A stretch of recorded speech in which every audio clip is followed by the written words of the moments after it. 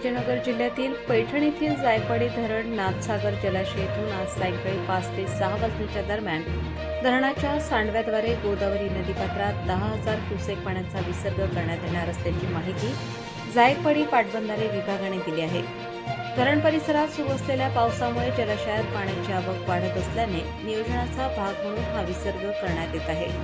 तसेच धरणात येणाऱ्या पाण्याच्या प्रमाणानुसार विसर्गात आवश्यकतेनुसार वाढ किंवा घट केली जाऊ शकते, असेही प्रशासनाने स्पष्ट केले आहे।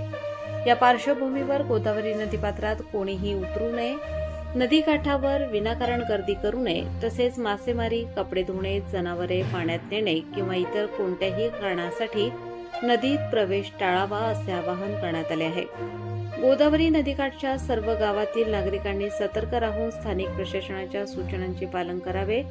विशेषतः नदीलगतच्या सखल भागात राहणाऱ्या नागरिकांनी आवश्यक ती खबरदारी घ्यावी, जेणेकरून कोणतीही जीवित किंवा वित्तहानी होणार नाही।